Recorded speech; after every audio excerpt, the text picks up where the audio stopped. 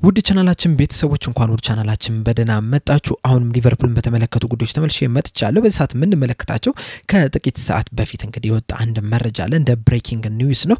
ይሄም ምንድነው የሚለው ሊቨርፑሎች ከማርክ ጌይ ጋር በግል ጥቅሞች ላይ ከስምምነት ደርሷል እየተባለ ይገኛል። ይሄን ምን መለከት ይሆናል። እንደዚሁም ሊቨርፑሎች ለሃርቪ ኤሊየት የለጠፉበት ዋጋም ታውቋል ተብሏል። እነዚህ ምን መለከት ይሆናል። በተጨማሪም ደግሞ ሉዊስ ዲያዝን የተመለከተ እንደዚሁም ደግሞ ሉዊስ ኩማስን የተመለከቱ ዘገቦች አሉ። እነዚህን በቆይታችን የምንመለከት ይሆናል። እስከመጨረሻው ደቂቃ ድረስ አብራችሁኝ እንድትቆዩ በአክብሮት ተጋብዛለሁ። ሰብስክራይብ፣ ላይክ፣ ሼር ያደርጋችሁም የቻናሉ ቤተሰብ እንድትሆኑ በአክብሮት እጠይቃለሁ። አሁን በቀጥታ ወደ ያስኩላችሁ ጉዳዮች እገባለሁ። በመጀመሪያ የምንመለከተው ሉዊስ ኩማስን የተመለከተውን ዘገባ ይሆናል። ይህ የ19 ዓመት ወጣት ተጫዋች እንግዲህ በሊቨርፑል በአካዳሚ ደረጃ ጥሩ የሚባል እንቅስቃሴን ሲያደርግ ተመልክተናል። እንደዚሁም ደግሞ በ2024-25 የውድድር ዘመንም ለስቶክ ሲቲ በውሰት ተሰጥቶ ጥሩ የሚባል እንቅስቃሴ ማድረግ ይችላል። 6 ጎሎችንና 3 አሲስቶችን ማስመዝገብ የቻለ ተጫዋች ነው። በሊቨርፑል ዋና ቲምም ራሱ ጨዋታዎችን አድርጎ ጎልም አሲስት ማድረግ የቻለ ተጫዋች መሆን ይችላል። አሁን ላይ በወጡት መረጃዎች መሰረት እንግዲህ ኖርዊች ሲቲዎች ይህንን ተጫዋች ማስፈረም ይፈልጋሉ እየተባለ ይገኛል። ኖርዊች ሲቲዎች በዚህ የክረምት የዝውውር መስኮት እንግዲህ የክንፍ ተጫዋች ለማስፈረም ከፍተኛ ፍላጎት አላቸውና ለዛም የተለያዩ ተጫዋቾችን እየተመለከቱ ይገኛል። ከሚመለከቷቸው ዝርዝሮች መካከልም እንግዲህ ሉዊስ ኩማስ አንደኛው ነው ተብሏል። በዚህ ሰዓት እንግዲህ ኖርዊች ሲቲዎች ይህንን ተጫዋች ለቀጣይ አመት በአንድ አመት በሚቆየው ሰት ውል ማስፈረም ይፈልጋሉ ነው እየተባለ የሚገኘው።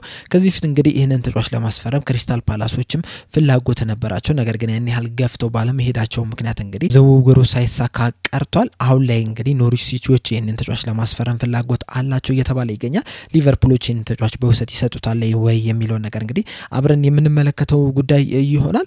በመቀጠልም የምንመለከተው ሉዊስ ዲያዝን የተመለከተውን ዘገባ ይሆናል። እንደ ሞንዶ ዲፖርቲቮ ዘገባ ከሆነ እንግዲህ ባርሴሎናዎች አሁንም ድረስ ሉዊስ ዲያዝን ማስፈረም ይፈልጋሉ እያለን ይገኛል። እናም አሁንም ድረስ እንግዲህ እዚህ ተጫዋች ላይ ያላቸው ፍላጎት እንዳልቀዘቀዘ ነው የተዘገበ የሚገኘው። እንደሚታወቀው እንግዲህ ባርሴሎናዎች በቃል ደረጃ የአትሌቲክ ቢልባኦ ተጫዋች የሆነው ኒኮ ዊሊያምስ ለማስፈረም እንግዲህ ከስምምነት ደርሷል ሲሉ ነበር። ነገር ግን ደግሞ ከቅርብ ጊዜያት ወዲህ የወጡት መረጃዎች ከተመለከተን እንግዲህ አትሌቲክ ቢልባኦዎች ለባርሴሎና ከመሸጥ ይልቅ ለባየር ሙኒኮች መሸጥን ይመርጣሉ እየተባለ ይገኛል። በተጨማሪም እንግዲህ ሌሎች የወጡት መረጃዎች መሰረት እንግዲህ አትሌቲክ ቢልባኦዎች ባርሴሎናዎችን ከሷል የሚሉ አንዳንድ መረጃዎች ወጥቷል። ይህም ነገር እንግዲህ ላሊጋውን ድረስ መድረስ የቻለ ነገር ሆኗል። በአትሌቲክ ቢልባኦዎች እንግዲህ ባርሴሎናዎችን የከሰሱት ምንድነው ይህንን ተጫዋች ለማስፈረም በቂ የሆነ ፋይናንሻል አቅም የላቸውም የሚል ነውና ወደ ባርሴሎና የሚሄደውን ዝውውር እንግዲህ ለማገት በጣም ከፍተኛ ስራን እየሰሩ ይገኛሉ። ደጋፊዎቹም ቢሆን ይህን ተጫዋች ወደ ባርሴሎና መሄዱን እንግዲህ አላስደሰታቸውም። አንዳንድ ደጋፊዎች እንግዲህ የኒኮ ዊሊያምስን መኪና ሁላ ሰባብረዋል ነው የሚሉ አንዳንድ ፎቶዎች ሲወጡ ነበርና ይህ ተጫዋች እንግዲህ ወደ ባርሴሎና እንዲሄዱ አይፈልግም።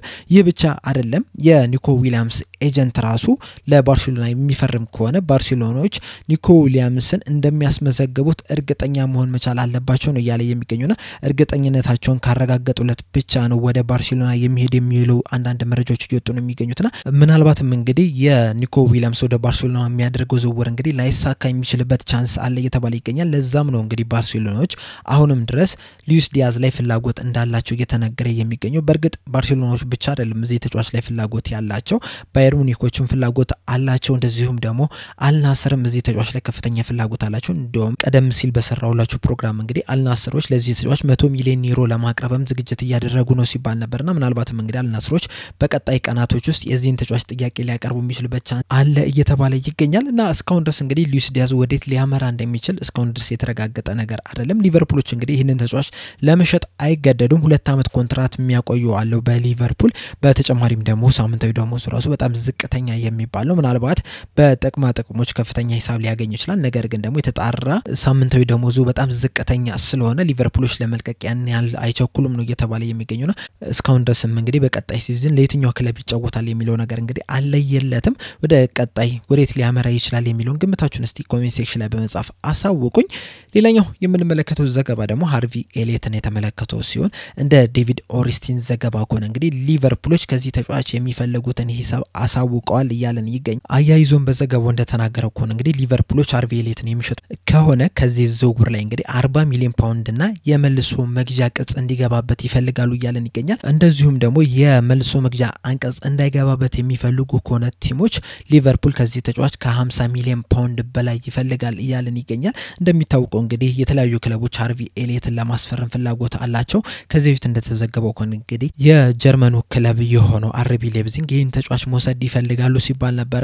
አሁን ላይ ደግሞ አሌክስ ክሩክ እንደዘገበው ከሆነ እንግዲህ ኒውካስል ዩናይትዶችም አርቢ ኤሊየትን ለማስፈረም ፍላጎት አላቸው እያለን ይገኛል እና ምናልባትም በዚህ የክረምቱ የዝውውር መስኮት ይህን ተጫዋች ለማስፈረም ሊቨርፑልን ጥያቄ ሊያቀርቡላቸው ይችላል እየተባለ ይገኛል። ይህ ነገር እንግዲህ ለሊቨርፑል እንደ አንድ አማራጭ ተይዞላቸዋል። ምክንያቱም እንግዲህ ሊቨርፑሎች ከኒውካስል ዩናይትድ አሌክሳንደር ኢሳቅን ማስፈረም ይፈልጋሉና ምናልባትም እንግዲህ አርቢ ኤሊየትን በመሸጥ ከዛ በኋላ ስሙዝ የሆነ ግንኙነት በኒውካስልና በሊቨርፑል መካከል ለመፍጠር ሊያደርጉበት ይችላሉ እየተባለ ይገኛል። በዚህ ሰዓት እንግዲህ አርቢ ኤሊየት ረፍት ላይ ነው የሚገኘው። እንደሚታወቀው ቅዳሜ ዕለት በተደረገ የ21 ዓመት በታች የአውሮፓ ውድድሮች እንግዲህ በአርቢ ኤሊየት ጎል ታግዞ እንግሊዞች 2-1 በሆነ ውጤት በማሸነፍ እንግዲህ የዋንጫ ባለቤት መሆን ይችላል። ከዛ በኋላ እንግዲህ አርቢ ኤሊየት ረፍት ተሰጥቷል። ከዚህ በኋላ ለሊቨርፑል የሚመለሰው እንግዲህ ጁላይ 20 ነው። ያም ማለት እንግዲህ ወደ ኤዥያ ለቅድመ ውድድር ዝግጅት በሚሄዱበት ሰዓት ነው እንግዲህ ቲሙን የሚቀላቀለው። ነገር ግን ደግሞ ከዛ በፊትም ሊቨርፑልን የመልቀቅ ቻንስ አለው እየተባለ ይገኛልና ምናልባትም አርቢ ኤሊየት ዘንድሮ ያደረገው በሊቨርፑል ማሊያ ያደረጋቸው ጨዋታዎች እንግዲህ የመጨረሻው የውድድር ዘመኑ ሊሆን የሚችልበት ቻንስ በጣም የሰፋ ነው እየተባለ ይገኛል። በስተመጨረሻ የምንመለከተው ጉዳይ ደግሞ ማርክ ጌን የተመለከተውን ዘገባ ይሆናል። ጧት ላይ በሰራውላችሁ ፕሮግራም መሰረት እንግዲህ አሁንም በሊቨርፑልና በክሪስታል መካከል የሚደረጉ ድርድሮች እየተካሄዱ እንደሆነ ዘግቤላችሁ ነበር። አሁን ላይ ደግሞ ዴቪድ ኦኮፕ ይዞት በወጣው ዘገባ መሰረት እንግዲህ ሊቨርፑሎች ከማርክ ጌ ጋር በግል ጥቅሞች ዙሪያ ተስማምተዋል እያለን ይገኛል። አያይዞን በዘገባው መሰረት እንግዲህ እንደሚታመነው ከሆነ ማርክ ጌ በሊቨርፑል የ5 ዓመት ኮንትራት ለመፈረም ፍቃደኝነቱን ሰጥቷል ነው እያለን የሚገኘው። ነገር ግን ደግሞ በክሪስታል ፓላስና በሊቨርፑል መካከል የሚደረጉ ድርድሮች ግን ትንሽ አስቸጋሪ ሊሆኑ ይችላሉ። ጧት ላይ እንደነገርኳችሁ እንግዲህ ክሪስታል ፓላሶች ይህን ተጫዋች የሚሸጡት ከሆነ ከሽያጩ ላይ ቼልሲዎች የሆነ ያህል ፐርሰንት ያገኛሉ ተብሎ ነው የሚታመነው። እስከ 20% ድረስ ሊያገኙ ይችላሉ እና ያ ነገር እንግዲህ ምናልባትም ክሪስታል ፓላሶች ከዚህ ተጫዋች የሚፈልጉትን ሂሳብ ከፍ ሊያደርጉባቸው ይችላል ነው እየተባለ የሚገኘው። እንደ ዘገባዎች መሰረት ከሆነ እንግዲህ ክሪስታል ፓላሶች ከዚህ ተጫዋች ቢያንስ ከ45 ሚሊዮን እስከ 50 ሚሊዮን ፓውንድ ድረስ ይፈልጋሉ እየተባለ ይገኛል።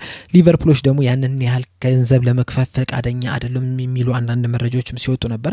ነገር ግን አሁንም ድረስ እንግዲህ ድርድሮች እየተካሄዱ ይገኛሉ እየተባለ ይገኛል። በዚህ ድርድር ላይ እንግዲህ ለሊቨርፑል እንደ ጥሩ ዜና ሆኖ ብቅ ያለለት ምንድነው እንደምታሳውሱት ከዚህ በፊትም ክሪስታል ፓላሶች የስፖርቲንግ ሊዝበን ተጫዋች የሆነውን ኦስማን ዶመንዲን ለማስፈረም ፍላጎት እንዳላቸው ዘገባዎች ሲወጡ ነበር። በተለይ ደግሞ ማርክ ጌ ክሪስታል ፓላስን የሚለቅ ከሆነ በዚህ ተጫዋች ለመተካት ፍላጎት እንዳላቸው ሲዘገብ ነበር። አሁን ላይ እንግዲህ ኦቦላ ይዞት በወጣው ዘገባ መሰረት እንግዲህ ክሪስታል ፓላሶች ኦስማን ዶመንዲን ለማስፈረም በጣም ተቃርበዋል ነው ያለን የሚገኘው። በዚህ ዝውውር ላይ እንግዲህ ክሪስታል ፓላሶች 47.2 ሚሊዮን ፓውንድ ለመክፈልም ፍቃደኝነታቸውን ሰጥቷል እየተባለ ይገኛልና ምናልባትም እንግዲህ ኦስማን ዶመንዲ ወደ ክሪስታል ፓላስ የሚገባ ከሆነ ማርክ ጌ ከክሪስታል ፓላስ የመውጣት ቻንሱ በጣም የሰፋ ይሆናል። ምናልባትም እንግዲህ ክሪስታል ፓላሶች ከሚፈልጉት ሂሳብም ቀንሰው ሊሸጡ የሚችሉበት ቻንስ አለ እየተባለ ይገኛል።